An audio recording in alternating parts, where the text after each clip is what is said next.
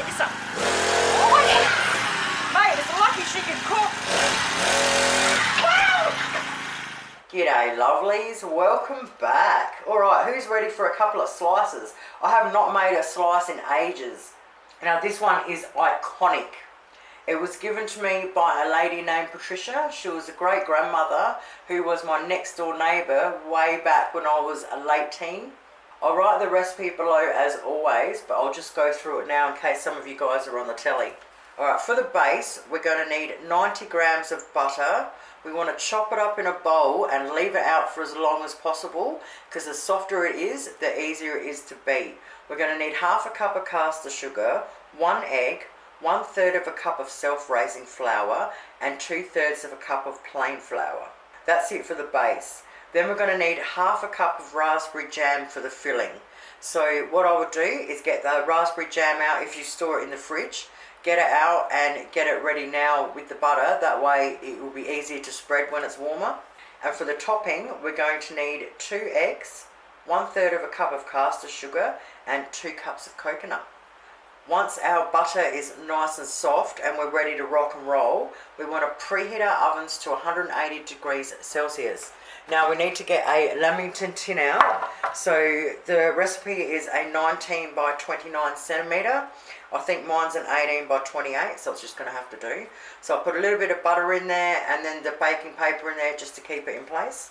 Our 90 grams of butter is now soft, so to that we want to add our half a cup of caster sugar and 1 egg.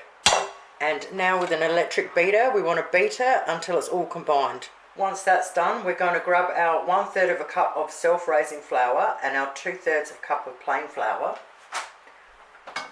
And we want to put them in through a sifter. And then with a spoon, just stir it all in together. Alright, to mix it, just use the back of your spoon and push down is the easiest way. Alrighty, all our dry ingredients are wet. Grab our tin, chuck it in there. Alright, now we just take our time and push it out evenly all over. Alright, once we've done it with our fingertips, we can sort of get the back of the spoon and just start pressing it out to flatten it a bit. Press it out around the edges. Alright, once we've done that, I'm just going to pat it down with my fingertips. Now, you try and get it as even as you can, but to be honest, I couldn't tell you how many times I've made this over the years. I don't think I've ever got it even. Alrighty, once that's done, make sure our oven is up to temperature first, and then we want to bang it in there for 10 minutes. Alright, while that's baking, we're going to get the topping ready. So into a large bowl, we want 2 cups of desiccated coconut. Then into a small bowl, we want to get 2 eggs. Whisk them with a fork.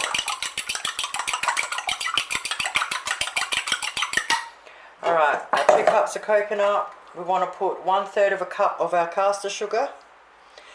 And we want to put our eggs. And then with a fork, we want to mix them all together. Alright, once that's done, just cover it over with something for a minute just to keep it moist. So with that, and we've got our jam out at room temperature, we're ready to go when it comes out.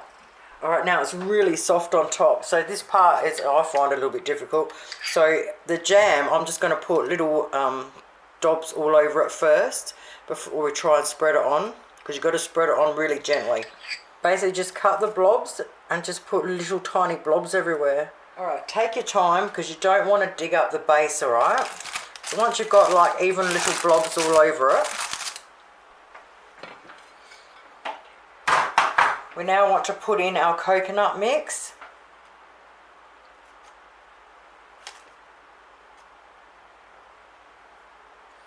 Oh my god, that stuff smells amazing.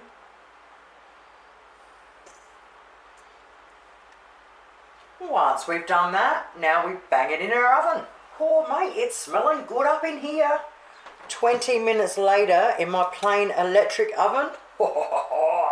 Now my oven does run pretty hot, so if you've got a gas, it might take a bit longer. All you want to, as soon as it's beautiful and brown like that all over the top, she's ready.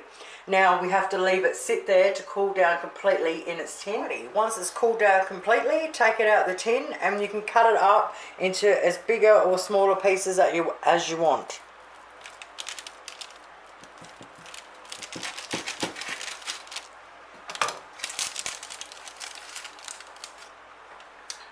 does not get any better than old school, I'm telling you. Well, there you have it, lovelies. This one is a little perler. Give it a crack. Your family is gonna love it. So you either store it in a airtight container or a tin and just leave it out the bench or in the cupboard. Thank you guys so much for watching. Take care, look after each other, and I'll see you soon. Toodaloo!